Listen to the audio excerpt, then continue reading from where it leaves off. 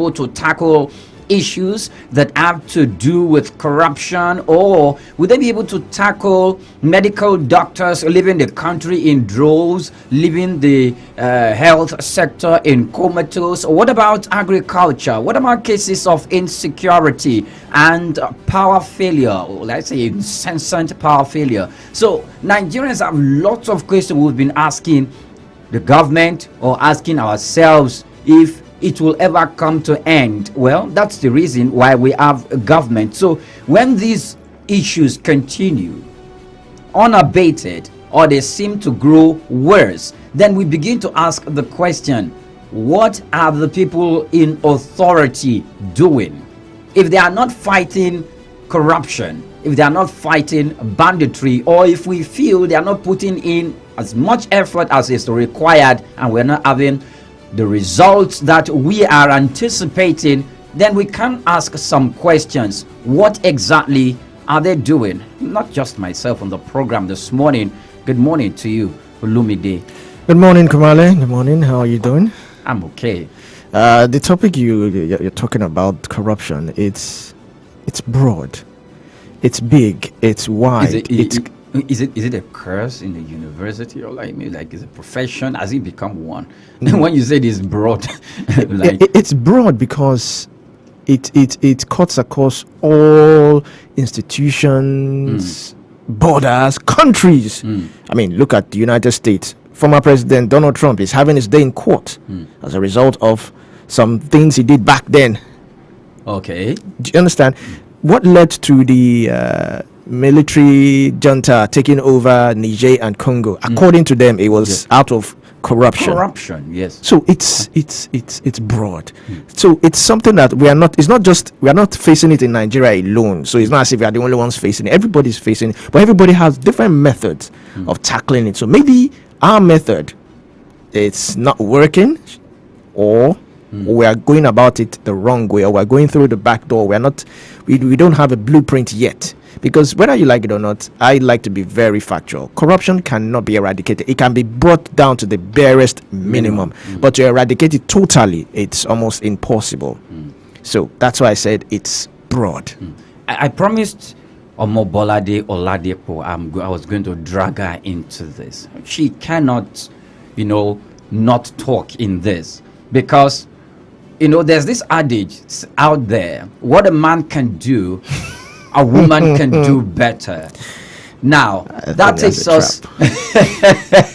Oh, I didn't plan for that. No, what a man can do, a woman can do better. And the allegations currently against the Minister of Humanitarian Affairs and Poverty Alleviation, who has been suspended, Betta Edu, is a woman. So we don't want to talk about that issue, not having a woman I get that. weigh in from our own... Yes, from our own perspective. So we can have, a better presentation for the womanhood. Yes, from the woman side. Yes. So I need her to say something about corruption before we jump into a particular material right in front of us, about $772 billion that we will be looking at. Ex-governors, how Nigerians want EFCC and ICPC to tackle that. Yes, Blade.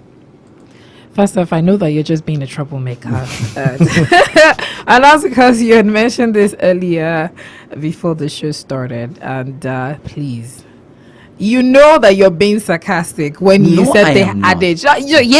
What a man can do, a woman can do better. You decided to first off play on words like a double entendre, using the same name as the person that is being spoken of, and decided to use that. Well, my one, that's not fair.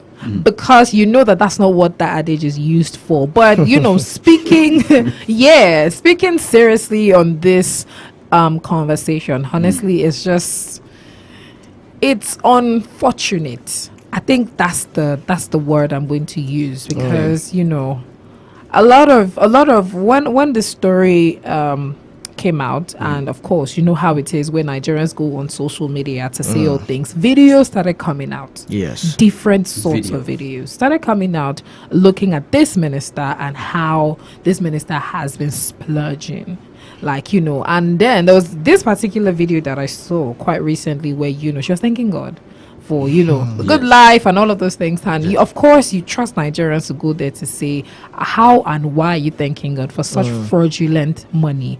Like, this is supposed to be for humanitarian reasons, and you're using it on yourself, having a good time. How is this fair? People were raining courses, different things were happening On right social there. media. On social media, yes. And, you know, that really just, and I'm not, there was these blogs that put it out there, not necessarily her page, because, of course, Yes. you know, you may not be able to do that on her own page and everything. And that really just, you know, occurred to me that I remember one time we're having conversations on politics. This was one newspaper review, few days or few months back. We're talking about the fact that, you know, sometimes people are getting into politics just to alleviate poverty in their lives and their family members, not necessarily caring for the people that they are meant to care for. Yes. They say they're supposed to be public servants, but unfortunately, that's not necessarily what we see. That's why you see that it's always a do or die affair when people get into these spaces. It's quite it just keeps Getting worse. worse. It's Like, getting worse. what makes it more sad is they paint people like this. I mean, it's alleged, all those things, but Yes. people like this, if it is true, so let's play the card of alleged. Let's play the devil's advocate. So if it is true, people like this have painted, you know, other women that has genuine intentions of just being, you know, public servants, doing their job, minding their business, and just, you know, going their own And way. recording Yes. success. And recording success is such a bleak. It's a bleak thing to say right now, because there about how many women have been called out for what's it called, fraudulent activities? Over 2 women Yes. very Three. recently. Three. Three, yeah. 3. Okay. Very recently, and I mean, we're still trying to sort out Desiani's situation and some other women. It's just so sad, and that's why it gives you the audacity to use that adage, because of course these people day in day out it's unfortunate, really. Okay. Now, I want to let our listeners know the number to call is 0700 1021 1021. 07001021 talking about social media and their response. I know we all to these particular issues about corruption. I know we all have our own the videos we watch, the blogs we read, we got some information from, and the authenticity of the information we got from there. But you see, people have this knack to be very, very creative about anything in Nigeria, whether it is good or bad. So they were painting scenarios of some old schools we had. You know, they put the pictures of Umar Farouk Yahya, who was the Minister of Humanitarian Affairs and Poverty Alleviation during Buhari administration. They put Alima Shehu, who is the Director General or the Chief Executive Officer of the Nigerian Social Investment Program, or Social Investment Program.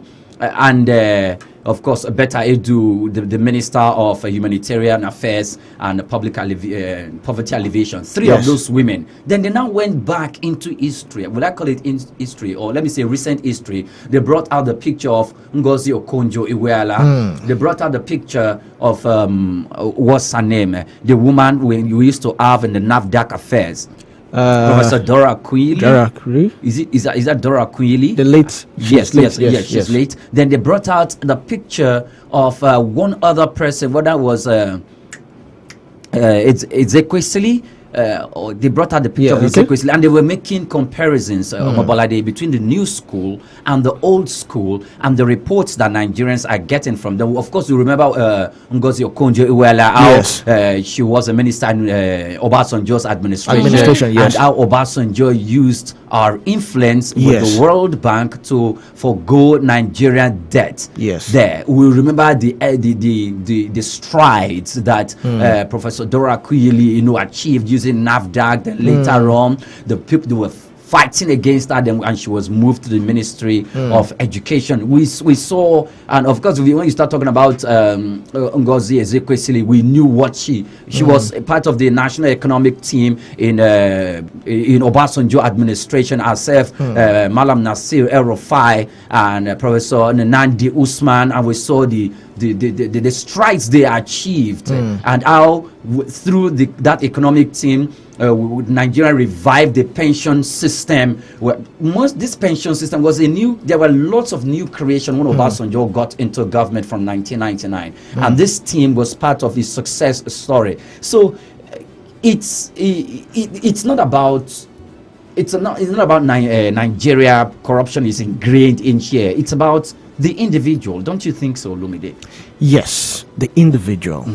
Because whether or not we like to say it, it's a mindset. Just like Chief Bisi Akande said, it's the mindset. That's why he claims that corruption is rather difficult to tackle, because it's the mindset of Nigerians. Take, for instance, now this slogan that people keep saying, school is a scam. Making it seem as if education, making it seem as if working for your hard-earned money is something of a joke, because all I have to do is do some internet fraud, and I leave the trenches, like they call it, and I come back a big man. I was driving through my area yesterday, and some couple of young men, I would like to call them men, came with cars, luxury cars with no plate numbers. They parked and they blocked the whole area. I was just driving out and I stood like this, and they were telling me to turn back and go and pass the other, and I was just looking at it. And they came down and they were jubilating, and people were hailing them that, from the trenches, they came back to the trench. They came out from the trenches. Yes. Okay, so what do they do for a living? Exactly. Because when you look at the cars they brought, I'm trying to calculate in my head that, okay, if I'm going to buy this car, how long will it take? How much do I have to save every month and yearly to get this car? And the calculations was going wild. Now, so that slogan, school is a scam, is giving youth the false hope that you don't have to go to school, you don't have to study, you don't have to work hard to earn money and enjoy yourself. I know when I was growing up, I used to see old men driving luxury cars, and I'm like, wow, he worked hard for his money. But now you Not see, anymore. now lecturers are even when I was even in school, there was a problem at the point that students were parking where lecturers were supposed to park, and they were bringing exotic cars. And More than the lecturers lecturers are bringing a jalopies. Do you understand? So it's the mindset. You go to a filling station, you want to buy fuel in a keg, they will tell you must pay 15 naira. It's the mindset. And you, of course, unarguably, you give them that money. You want to go to the ministry, any local government ministry, to get something done, you first have to call someone who knows someone who you can. Now look at this scandal that happened in the Nigeria Railway Corporation just last week. A video went viral. I witnessed it because I traveled. I think I traveled before the new year. And President Tinubu said it's free. Yes, it's free. But when we got there, I noticed two ladies were on the line. What they did was they said, okay, now that's the funny thing. When you want to go to the train station, when you want to take the train, you go there and buy your ticket. Yes. But when President Tinubu made it free, they now stopped that and say you have to book online. I remember you and I had that conversation. You have to book online. Very, very recently, that free train ticket thing that everyone. First off, people really loved that because they were so happy that, at least something is dropping from all of this hardship that we're going through. And then you find people that actually sold the tickets. And this is why, unfortunately, a lot of Nigerians prey on ignorance of other Nigerians because a lot of people did not hear this story. Of course, that's their fault. They were like, because I was watching a news story where they were trying to catch a guy that was selling. So there was like an investigative journalist that was at the train station trying to see how this whole thing was being, because people started complaining that you said this thing is free, but some people are actually selling these tickets a bit cheaper than what they would normally sell it. So normally it's 3,600 for a regular coach. Do you understand? But this person was selling it for 3,000 when it was supposed to be free. So, but people, because they didn't know, they just, went, and then they say, oh, I'll help you do it online, kiniko, and stuff like that. And then, collect money from them, they will get the tickets, they will go. Everyone was just doing it until this set of people came. Of course, the investigative journalist was a part of them, tried to do it. When they realized that, they were actually paying money, got the security officials to arrest the guy and all of that. And then they were asking, then the journalist was asking people questions. Okay, so if you knew that, this thing is free, why are you paying money? A lot of them said, we didn't know. That we're just going to some people were going to Ibadan, Abeokuta, to have a good time with our family members. That we didn't know. We just felt like, oh, it's cheaper because of the holidays. Thank goodness. Let me go and purchase these tickets and stuff like that. And that is what I've realized. A lot of Nigerians prey on other people's. Now, I am not generalizing. Let me restate what I've just said. A lot of individuals. Certain individuals, some individuals, I think that's a better way to put it. Yeah. Some individuals prey on other people's ignorance and use it against them. Like, okay, you hear people say that, if you're not from Lagos, you're not sharp. I've not come to Lagos to come and Cambridge or something like that. Like, and I just think that when someone says that, the moment somebody opens their mouth and say, oh, do you think I came here to Cambridge? They're about to do something corrupt or fraudulent, because I'm like, nobody has come here to Cambridge, but do your business, collect your money and go legitimately. Don't try to get money like, why do I have to like keep asking you so many? Some artisans will do it, some people that do handiwork will do it. Like, if you don't bargain, you realize that they bought this thing for 100 naira, they're selling it to you for 5,000 naira. Come on. Okay, now this thing about the Nigerian Railway Corporation is that when the announcement was made, in fact, from some of my sources told me that some individuals within the Nigerian Railway Corporation themselves bought the world free ticket. They bought it. Racketeering. They bought it privately. Then they went out and started selling it privately, individually, secretly to other people. So, in fact, that's why, because when I was on the line for the people who have not booked for the ticket was by the side. So I noticed three ladies. I noticed them because they were jittery, they were wondering, and all of a sudden I did not see them again, and we saw ourselves inside the train. Someone came to whisper in their ear. Okay, one lady was passing, so one lady asked them that, okay, let me give you a person's number and just call him and find out.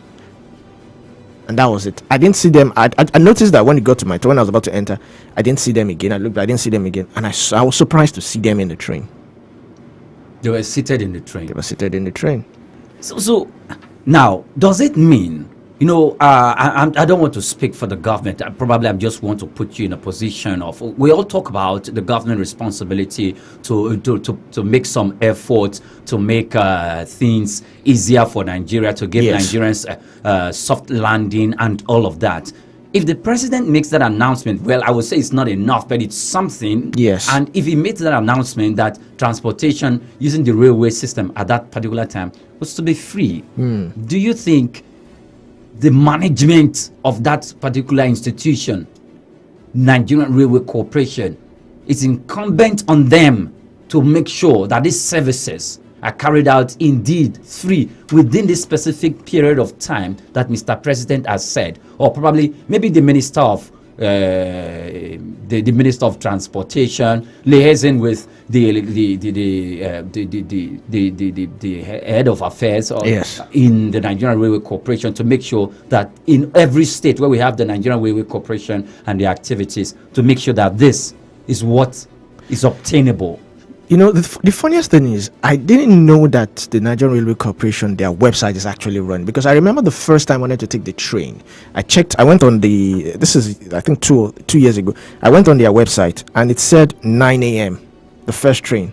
But you know how Nigerians, we like to go very early before the time. So I went very early. I left the house 7 and I was shocked that was in Ibadan, getting to the train station at Monia around 7:30. And I realized that the train was leaving for 8 a.m. So imagine if I decided to leave 8 a.m. thinking, oh, it was 9 a.m. Oh, nah, you would not have met nothing. Look, the moment it is 7:58, the train moving. from wherever it is, It's either moving. Lagos or Ibadan, wherever the departure is, it is moving. You had better look. They will already tell you that I'm sorry. So once it is like 7:40 or thereabout, they're already rounding up sales. Like, and they will ask you to keep run because the train only if the train arrived late, and these are Okay. anomalies. Like, Okay. it's not something that happens all the time. I've taken trains a couple. I've been to a train station a lot of time, like in the last year. And honestly, like, if you are not there the time you're meant to be there, you have missed that train, and that's it for the day. And unfortunately, there's nothing like, oh, you want to get a refund. No, there's nothing like that. That's your fault. You have to find an alternative, way to get to where you're going to. All right. Now we are talking about, when we come, probably in a few minutes now, we'll go on a break so we can come back and talk about the aspect. We've been talking about corruption now from, will I call it the other side of society? Will I say the low side? So we'll go to the high side, which has to do with the government and its officials. And before we get that, let me just mention this case. It's on the newspapers that a particular lawmaker said he spent 500 million naira for post-election activities. Yes, I saw that post. Please, how much did he spend in his campaign during that period to campaign, buy the form and all of that to win, and that eventually emerged as a lawmaker, either as in the Senate or a member of the House of Reps? Then post-election activities where he has been taken to court by his rivals, then he now had to spend 500 million naira. So, give or take, let's say he spent 500 million. And that 500 naira. million might be a loan. What I don't want to even talk about the source for now. Let's assume he spent 500 million naira before the election, before he won. Now he's coming to spend another 500 million naira, 1 billion naira to just become a lawmaker. So how is he going to get the money back? Get back the money? Well, do you think that guy or that woman is going there to serve, or is going to be thinking of how he's going to recoup 1 billion naira first to pay debts? Because I can bet you. Then he can say, okay, now let me serve the yes. I like you. You couldn't complete the people. You can see how hilarious that is. It's look here. Let's just go on the break, because breaking down conversations like this just keeps. You realize that makes you get more angry. It is very annoying. Like, you realize that as we're talking about it, we keep remembering more things. We keep remembering more that, okay, so this is not the only person that has done this, and somebody has done worse, or somebody has done this before. Like, I keep asking myself that. So all these conversations that they have or they have had, is it just to bamboozle us? Like, is it even fair? Do you not have any form of conscience? So all the swearing that you have done, it means nothing to you. Where you held either the Bible or the Quran. Yeah, like, it didn't mean absolutely nothing to you. Like, how could you have? Do you think you're fooling a lot of people? Well, a lot of people have gotten away with it anyways. So and like, so my own question is, you go in there, you siphon that huge amount of money, and you expect that nobody says anything, and somehow you get away with it. Like, does everybody expect that? Because these are the questions. Take Wike for instance. Now, Wike, the rift between Wike and Fubara is, according to Wike said Fubara never bought his ticket. Yeah. Most of the members of the House of Assembly in Rivers State. So that's why he's claiming some portion from Rivers. Now, how is that portion? Where is that money coming from? How is Fubara going to refund that money? From whose purse? Is it from his personal purse or from Rivers purse? I mean, that is, you begin to wonder where this money is coming. Because if you are running for governorship, Kromale, and I decide to buy a ticket for, of course I will not collect. If it's 20 million I dropped for that ticket, do you think I will collect 20 million back from you? I will request for 40 million. because I mean, You may not even ask for money in return. You could ask for a contract. yes, Favors. Favors. That's another Unlimited. thing. Favors. Like, don't worry. You already know how you're gonna pay me. that. Could you just give me the permission to bring in the commissioner of environment? Let me be the person to nominate someone to bring in. Like, the I have commissioner. somebody that could Then do this and this and all of Yeah, that. then- And that is why you know what baffles me in all of this conversation is how some of these politicians have the audacity Yes. to say some of these things in public gatherings, and they don't even care. yes. Like, what will you do about it? They will make jokes. They would, marry, dine, and have so much fun laughing at our own detriment. And there's nothing. I've heard some of their interviews, and they don't even care. Okay, now I'm just going to ask this question. If you get that disposition from politicians, it's simple. I'm just going to liken it with what the former Minister of Transportation, Rotimi Amechi, said. He said, Nigerians don't hold government officials accountable. You don't ask them questions, because if you do, they won't be taking some of the actions they are taking. Well, we'll continue that conversation when we return from this break. It's on record where every word matters, and when we return, we'll reel out the numbers for you to call again and be part of the conversation. Just stay with us.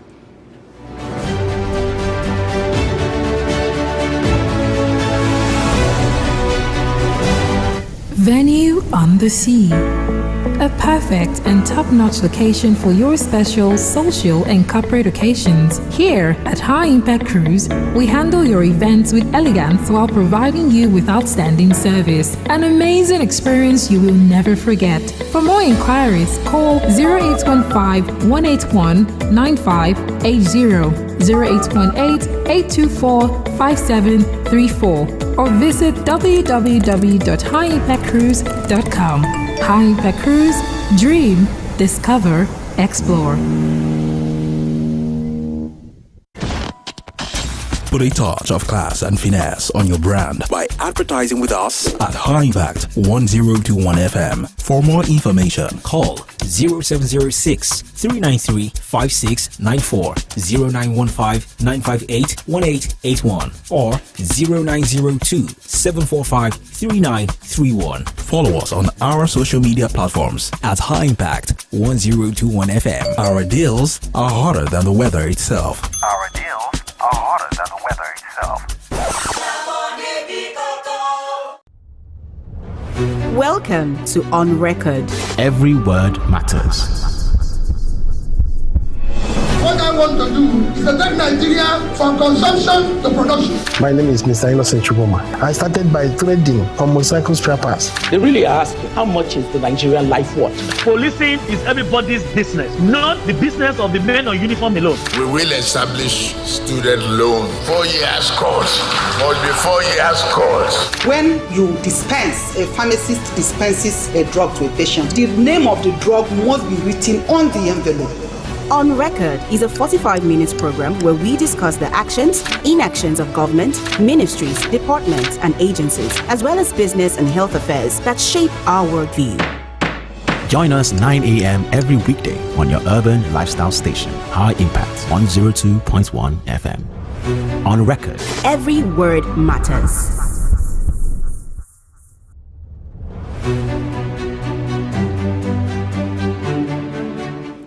Welcome back. Many thanks for joining us on the program. It's on record where every word matters. Of course, myself, Oyinpriye Krumale, I'm here. Omobolade Oladepo, she's here as well. And Olumide Shokoya. And we are talking about corruption. And we didn't exclude Nigerians at the ebb of society in this conversation because we feel everybody is playing a role. We are not going to leave it alone and say it's just the leaders themselves. And of course, we are including ourselves. And so we've talked about the people at the ebb of society. So let's climb a notch higher to the leadership position. During the weekend, I saw articles of the Economics and Financial Crimes Commission chairman and the ICPC, that's the Independent Corrupt Practices and Other Offences Related Commission, saying they are going to revive some of the cases that involved ex-governors, ex-ministers, and ex-government officials in different administration that has been either indicted or that are still, whose cases were swept on the carpet or suspended for reasons that maybe that is best known to the EFCC. Now they are going to revive and look at them. So it came to mind, the former governor of Zamfara State, his case was mentioned. That's Bello Matawali, about 70 billion naira. 70 billion. Please take a look or pay more attention to the amount of money, 70 billion naira. Or we start talking about Mr. Sambo Dasuki, who was the former national security advisor to former President Goodluck Jonathan. His own key issue was equally mentioned, about $2.2 billion. $2.2 billion. There are several other cases they mentioned. They said following the reopening of the investigation into the stalled 772 billion naira fraud cases against some former state governors by the EFCC, Nigerians have asked the anti-graft agency to ensure the prosecution of the individuals involved in looting of public funds. Now, the Economics and Financial Crimes Commission, the EFCC, the ICPC, are they doing enough? Because if we have about more than 13 governors whose cases they are thinking of reviving because they have participated in fraudulent cases, whereby some of them running into 3 billion, 4 billion, 5 billion, 70 billion. How much is the budget of Ogun State for the year 2024? Now, you said the ICPC, the EFCC, are they doing enough? Now, let's look at what they have done in the past. Do you remember that former President Buhari pardoned 2 ex-governors? Yes. Now, how do you think, if you are heading EFCC, you've gone through the rigorous effect of taking them to court, investigating, and making sure that they do serve their time. You have documentary evidence. You've done so many things. And of course, the president will pat you in the back that, well done, well done. Only for the president to pardon because people who you have put behind bars. He has the prerogative. Yes, he does. But how would he make the fight against corruption successful? Yes. How would he even make these people? They are working hard to ensure that people who are corrupt, people who have embezzled money, they are brought to justice. Now you go ahead and pardon them. When I saw that story, I just, I shook my head that, where are we going with corruption? If at the end of the day, so if, for instance, I'm an ex-governor and I stole some amount of money, all I have to do is know someone who knows the president, and in case my name pops up, the AFCC, I would, seek someone's counsel and try and get someone to speak to the president to, pardon you. Pardon me. It makes corruption less. It makes it look as if the fight against corruption. It just beats it down. Yes, it almost makes the EFCC like a toothless dog. If at the end of the day they do all that and put people behind bars only for them to be released, why? Does that mean should we allow?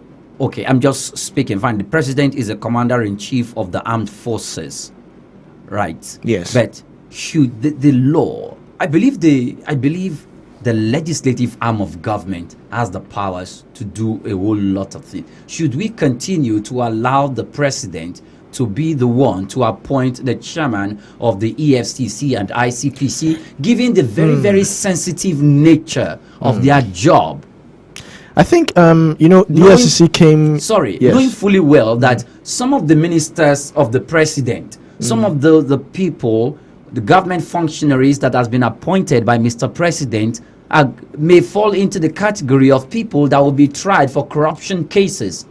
So if the EFCC chairman or the functionaries are going to be appointed by the president, do you think, and they know that this man is appointed by Mr. President, wait, should that even stop the EFCC from arresting or taking any serving minister or government official to court, even while they are on power? No, because when EFCC came into existence during former President Obasanjo's administration, remember they went after Vice President Atiku Abubakar. Yes. Well, people will say because Obasanjo and Atiku were, having problems, they were fighting them. So it could be that Obasanjo, pinched Mr. Ribadu by the side that, look, are you sleeping? Would you not run after this man?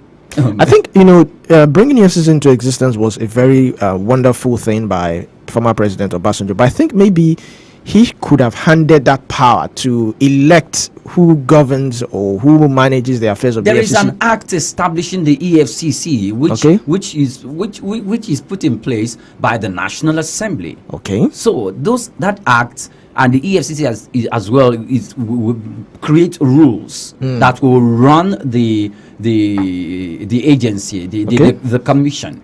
So it does not have to be, the president does not have to do anything.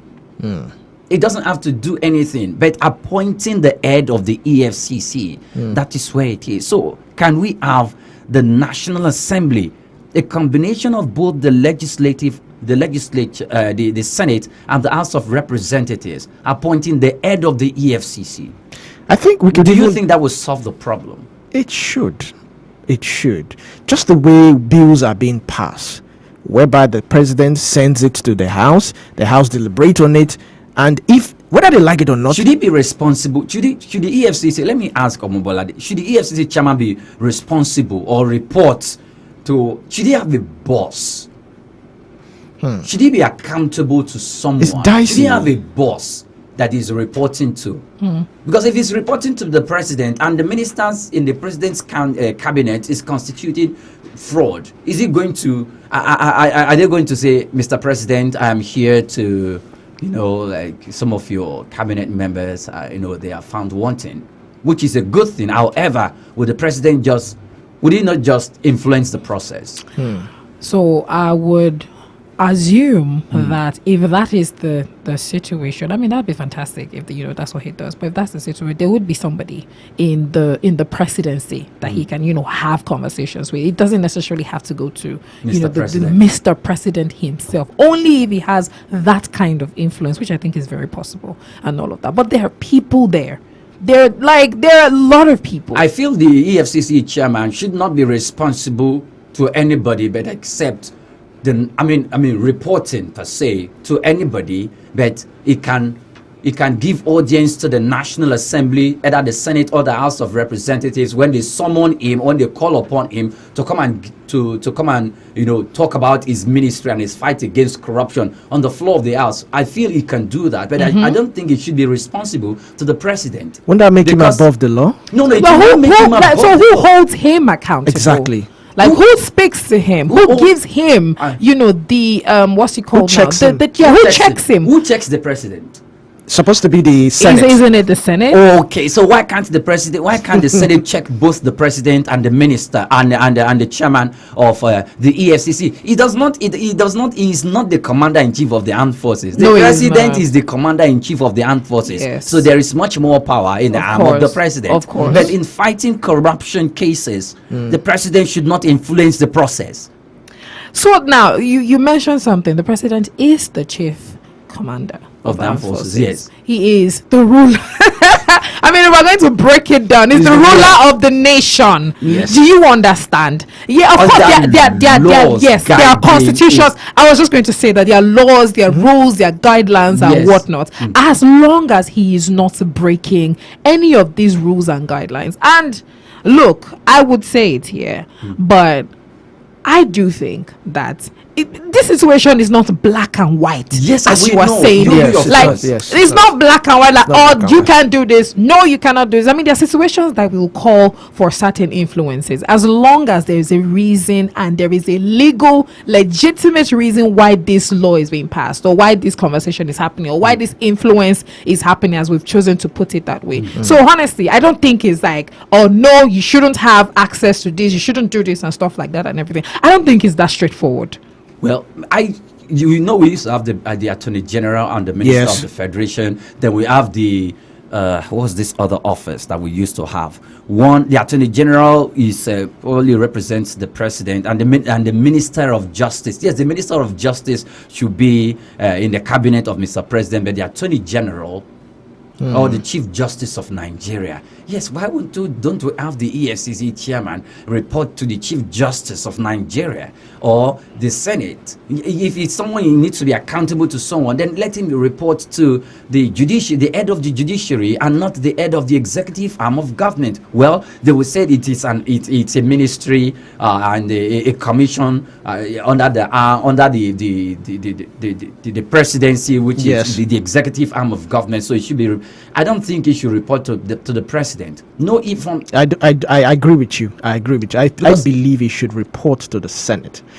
Yes, I believe that. But it's not black and white, like Bolade said. It's not black and white, and I think it all has to do with our constitution. That's why we really need to amend this constitution.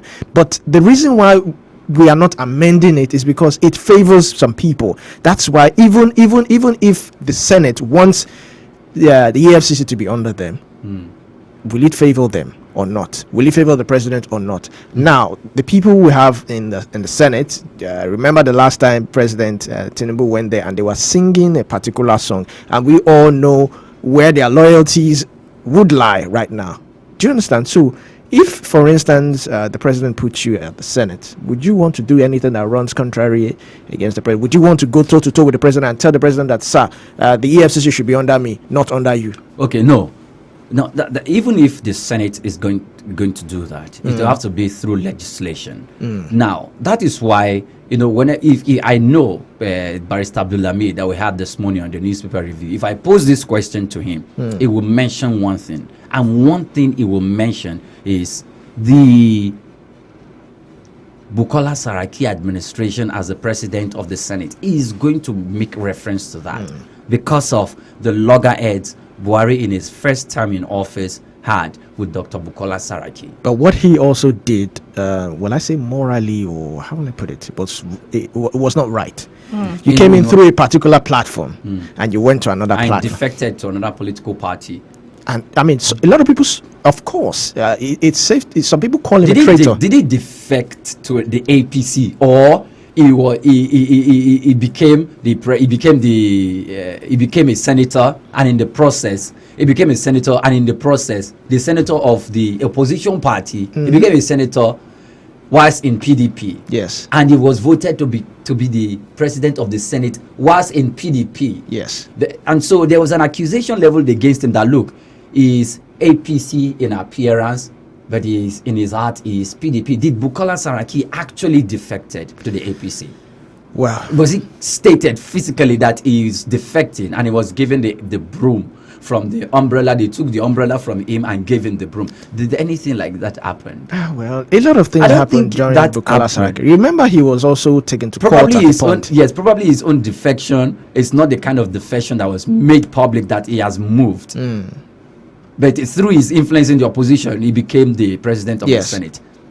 He did a lot of things, but let's not even go into that. In fact, instead of talking about new legislation, if the laws in place, that's what some scholars have said, that if the laws in place can hold with the way Nigerian is, if we follow these laws strictly the way they are, just in Nigeria like this, that will achieve a good government in the country. While I also applaud President Tinubu for cutting the expenses of his ministers and cabinet members, there's a new rule that says, okay, this is the amount, I applaud that. But I hope that it would take effect, not just cabinet member, but the president himself, because I think this came out as a result of the last trip he went when he took about 1,000 entourage and all that. COP28? Exactly. It took about over 1,000 people, and we were wondering that 1,000 people, what are they going to do? Okay. But I would, in as much as we are still fighting corruption, would also point out some good things that the president is doing in this administration. One of which is what's happening to Better Edu. We're glad about that. We hope that we will see the end of that. I don't want to say corruption, but we hope we'll see the end of that investigation. Not good enough for me. Not good enough. Not good enough, but it's something. All right. Thank you very much. This is where we drew the curtain on record this morning. Thank you to Omobolade Oladekpo and I am Oyipriye Krumale. Good morning to you, and thanks for listening. And I am Olumide Shokoya. Thanks for listening.